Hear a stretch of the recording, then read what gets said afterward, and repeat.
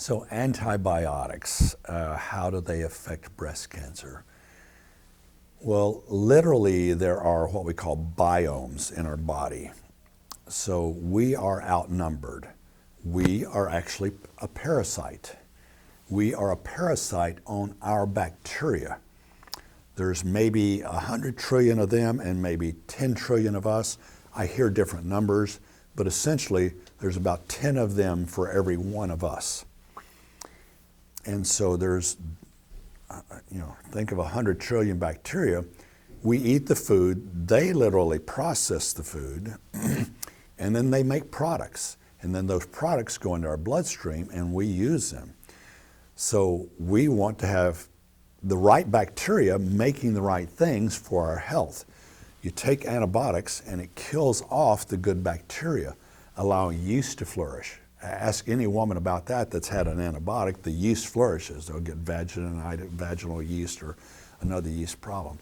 So you're killing off the good bacteria, allowing bad bacteria and yeast to flourish. And then you're not getting the healthy foods, the good products from the foods that you need to be. So, and then we have microbiomes. There's actually a microbiome in the nipples of the breast. So let's think about the structure of the breast. There are milk ducts that lead to the nipple from the glands. So the breast is a big gland and there's little pockets of glands, and then those lead into ducts that lead into the nipple. So that when the gland produces milk, the baby can get the milk out of the nipple. So all those ducts, all roads lead to Rome. All of those ducts lead to the nipple. In those ducts are bacteria, healthy bacteria, right up until the point that we take an antibiotic. And just like it damages the microbiome in the gut, it damages the biome in the breast. We know that women that have 4 courses of antibiotics before their 18th birthday have a 3-fold increase in breast cancer from taking a few antibiotics.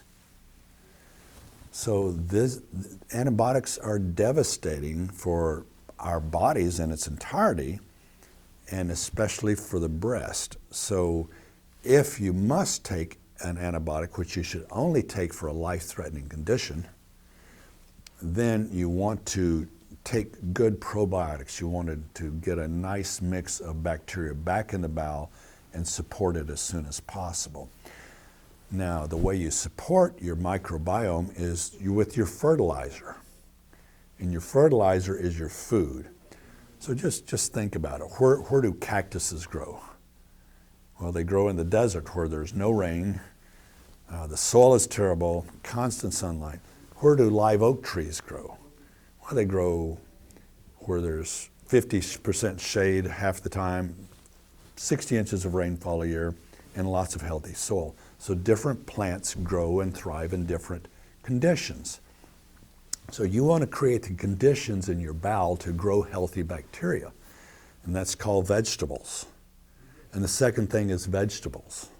And the third thing is vegetables. And then nuts. And then low sugar fruits, low glycemic index fruits. And if you must, a little bit of white meat or wild caught fish, in moderation, because you're creating the culture medium in which you want your healthy bacteria to grow. And so put the proper fertilizer down there. They're calling that prebiotics now. And they'll sell that to you in a can, but your prebiotics should be the food that you eat. That's the fertilizer for these 100 trillion bacteria that you've got in you to grow on. It's your food.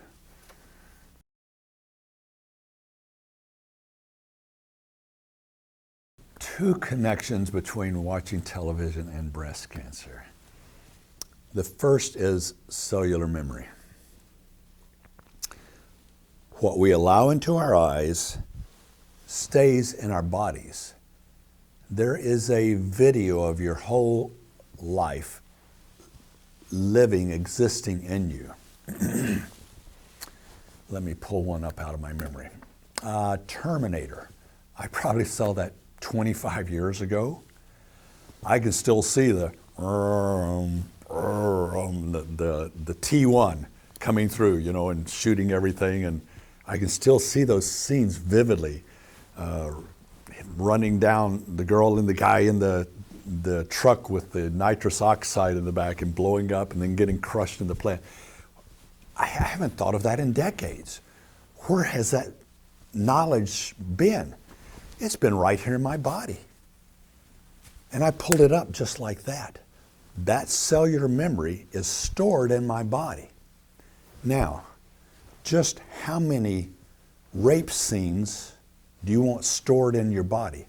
How many murders do you want stored in your body?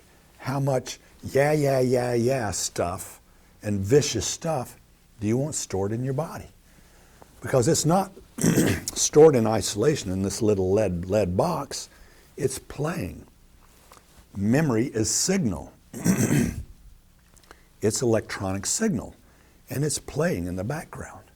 So just how much of that bad signal do you want playing in the background of your life, affecting your life? So be very careful what you allow into your eyes, because it's literally affecting you and how you play on a day-to-day basis and affecting your health. So that's more than you ever thought about television affecting your life and health.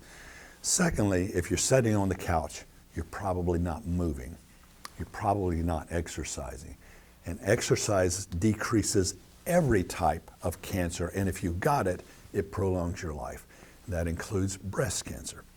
So if you're exercising, you're less likely to get breast cancer. If you have it, you're likely to live longer. Because again, there's the bounce, there's burning calories, lowering blood sugars. So exercise does everything healthy for us. And I can make that point with every person I know except my mother, who is 93, and she says, exercise will just wear your heart out. So I can't, and what can I say? She's 93. The rest of us should be exercising.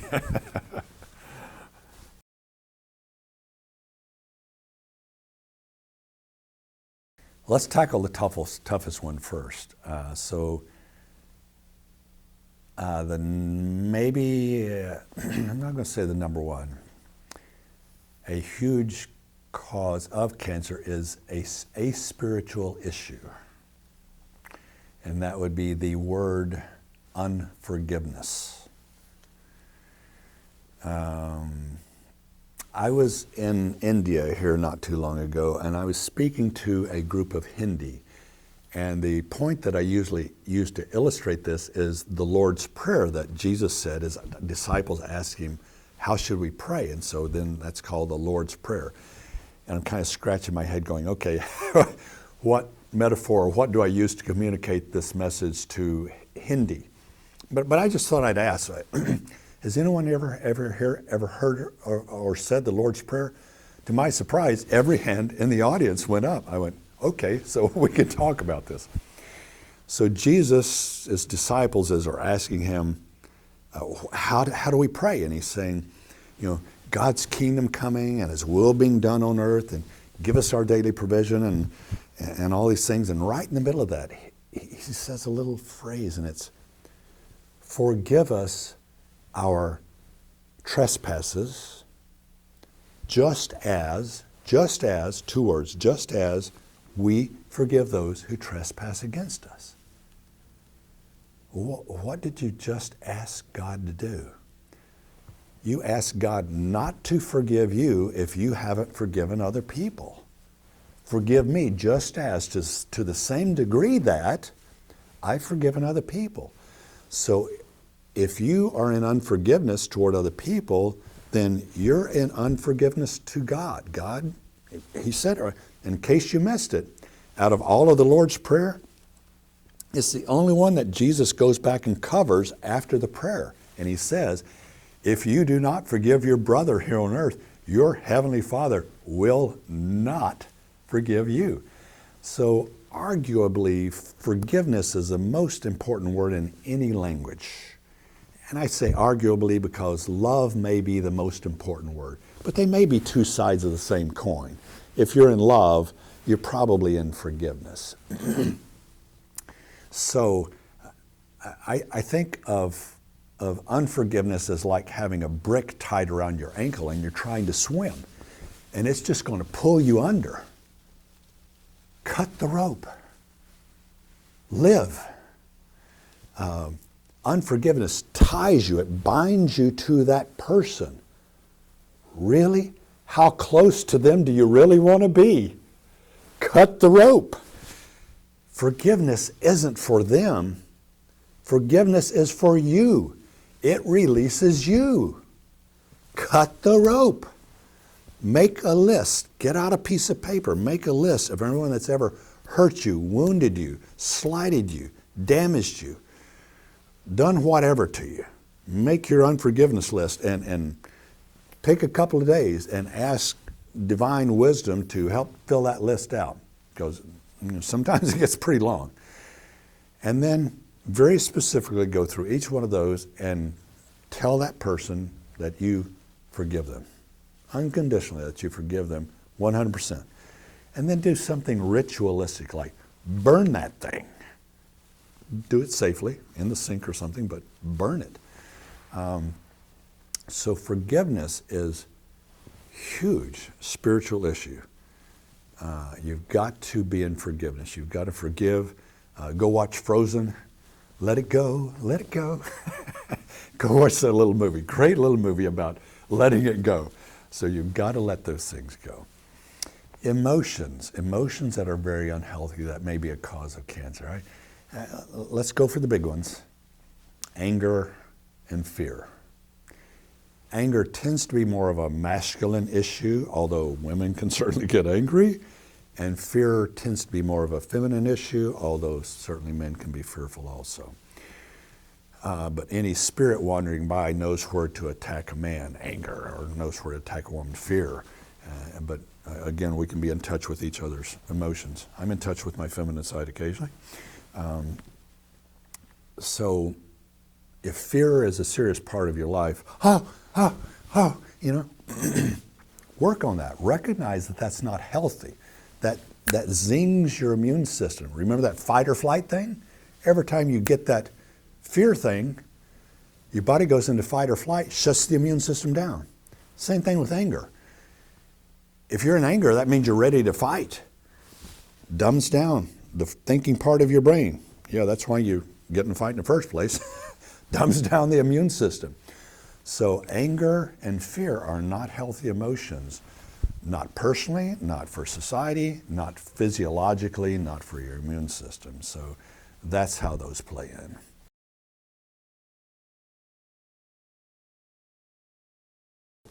Formaldehyde is a byproduct of a lot of toxins and chemicals. Probably our greatest source of formaldehyde today would be aspartame, in our artificial sweeteners. We know that they convert to formic acid and formaldehyde, I think around 90 degrees. I don't remember the exact science on that. So when you drink these artificial sweeteners, they're actually producing formaldehyde in your body. Formaldehyde is what we use to preserve like cadavers. When I was going through medical school and we were working on our cadavers, we were all sick for 6 months because we were smelling and in this toxic soup of formaldehyde. It is a very nasty substance. It preserves, it kills, extremely toxic. So probably our primary source of that today that's readily available to the public is in artificially sweetened drinks.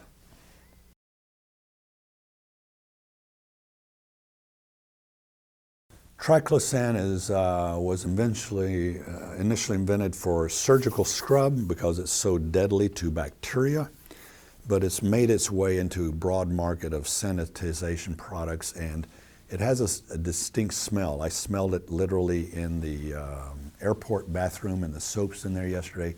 It is highly antibacterial. Unfortunately, it is also highly toxic. It's toxic to the liver. It damages. Again, it's very effective at killing bacteria. So that gets into our blood. The skin is a great way to get things into the body. So whether you're putting a chemical on your hands or women putting stuff on their face, it goes right through. I mean, think about this. You're having chest pain, and you can take a strip of nitro, put a nitro patch on, and in 15 seconds, your heart pain starts going away. I mean, that's rapid transport right through the skin. So your skin is an organ of absorption. The skin is our largest organ. It's bigger than any other organ. And it is an organ. It's an organ of excretion. It puts things out of the body, but it's an organ of absorption.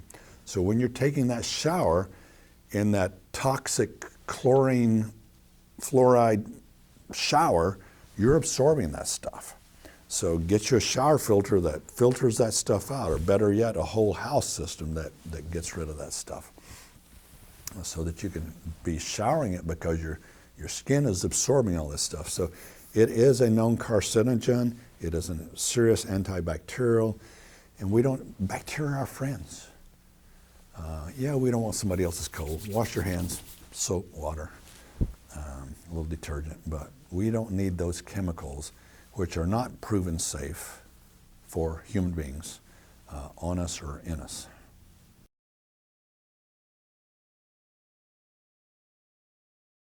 Well, there's a direct correlation between how many cleaning products a woman uses and her cancer rate.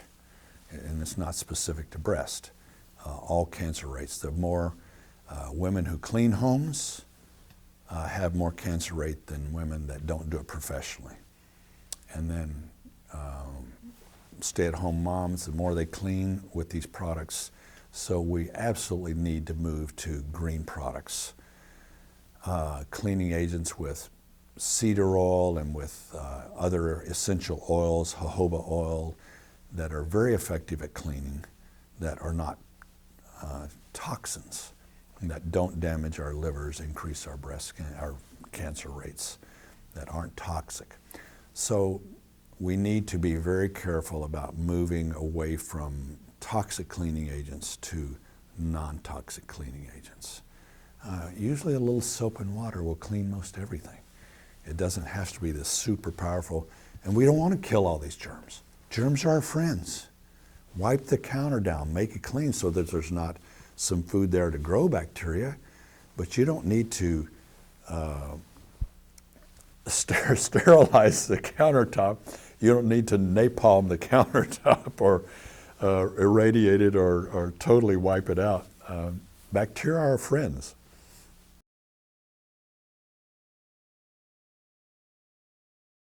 Fasting is a lost art in America because we are addicted to food. Food is our God. One of our gods, television, food, sports. We have many gods in this land of many gods. And food is one of our gods.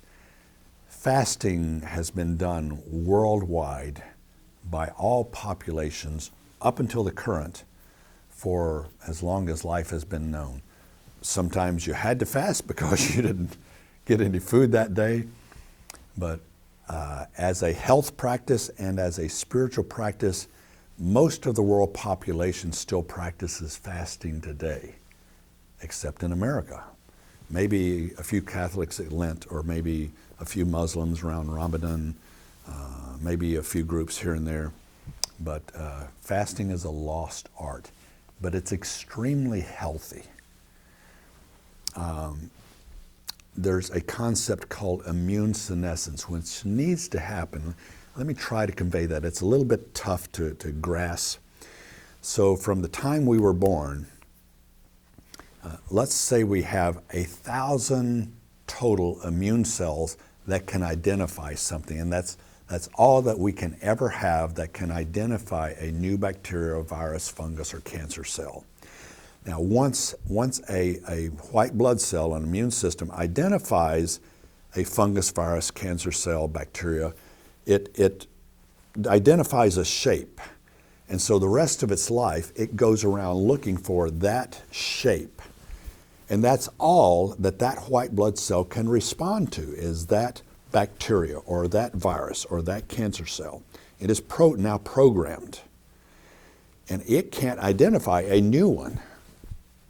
And so if you've got 900 out of the 1,000 cells that are available to survey in your immune system already pre-programmed, then you don't have many left that can identify new things, new cancers, new bacteria, new fungus. So we actually need those old cells where I stumped my toe on the boardwalk in Tybee Beach when I was 5 years old and got some bacteria in there or fungus. I'm probably never going to see that fungus again in my life, so I probably don't need those cells hanging around for the last 60 years looking for that fungus or that bacteria. So we actually need those cells to go away so that our stem cells, our immune stem cells, can create new, fresh, that can identify new structures, cancers, bacteria, fungi, viruses. And so we need for our immune system to senesce somewhat. Fasting is the thing that does that. And no, I'm not talking about a juice fast. I'm talking about a water fast. And yes, you can do this.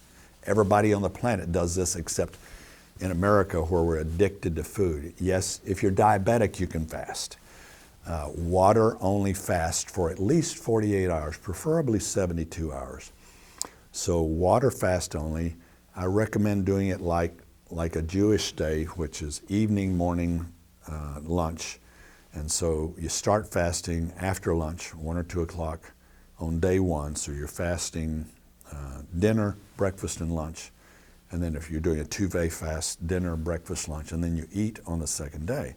So you're only really gone to bed hungry one night. and it's very doable.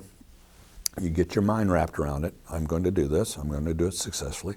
You drink plenty of water those 2 days because you want to help detoxify. Water's a great detoxificant. So it allows your bowel to rest and give it a break. It allows your body your liver to detoxify all these things that have been building up. It allows the immune system to senesce, get rid of a lot of those old white blood cells that it just doesn't need anymore, allow fresh, new, active white blood cells to come along that can pick up new things.